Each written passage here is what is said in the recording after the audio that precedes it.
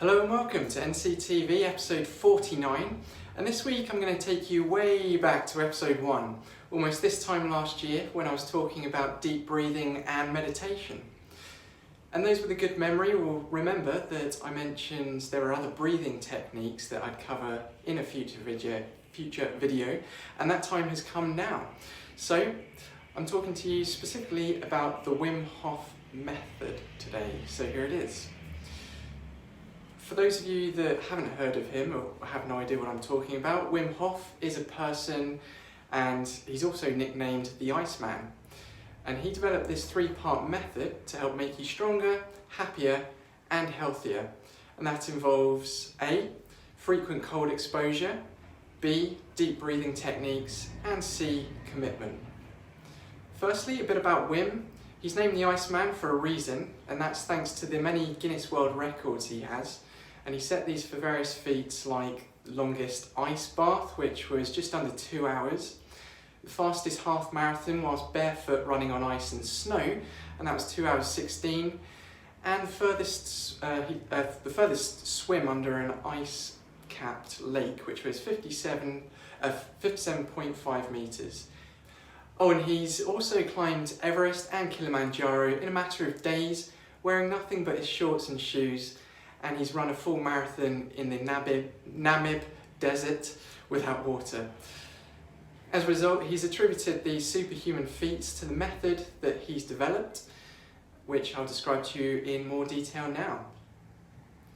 If we start with the deep breathing, the purpose of this is to increase the amount of oxygen in the body, and that helps to improve your energy levels, so it's a great way to start your day.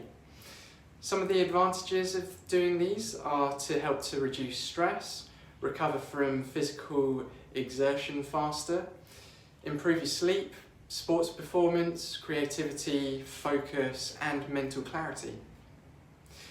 To perform the Wim Hof breathing technique, you sit or lie down comfortably in a relaxed environment.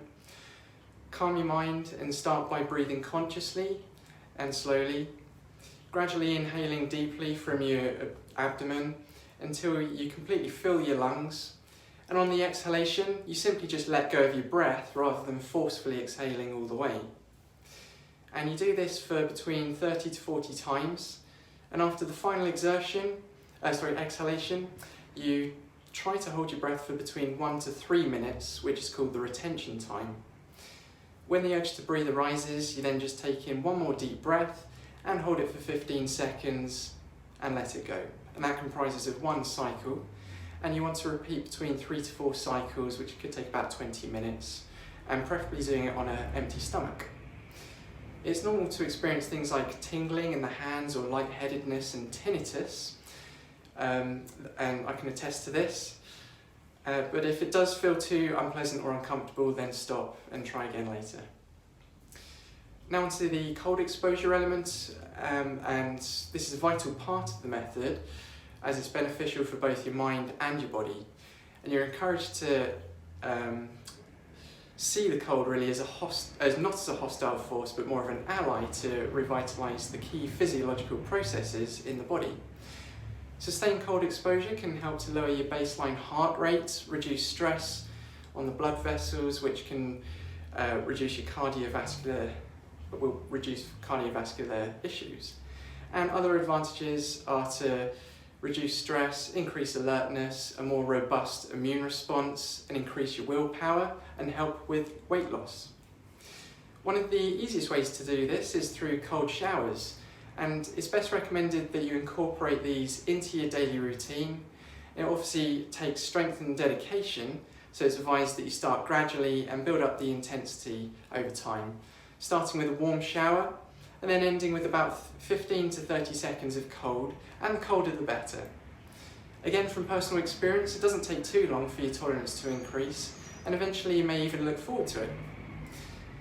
If you wanted to take it a step further, then you can even progress onto ice baths, as Joe Wicks demonstrated the other week, which he actually undertook under Wim Hof's personal guidance.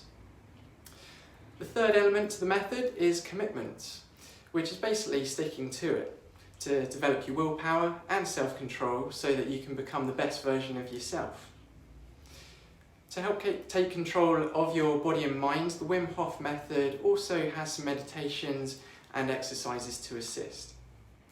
In terms of the science behind it, the current evidence shows that part of the nervous system and immune system can be voluntarily influenced, possibly due to the anti-inflammatory effect produced by the techniques. So this could potentially be useful for treating inflammatory or autoimmune conditions. Also, those who practice the method seem to develop fewer flu-like symptoms, and additionally, a report showed that the method helped to reduce acute mountain sickness, or AMS, and it's helped to reverse the symptoms that develop from it. Another has shown that through the method, people can learn to control their autonomic nervous systems to tolerate extreme cold.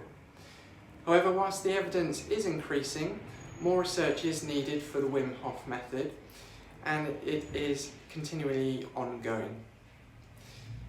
A few words of warning: know that fainting isn't uncommon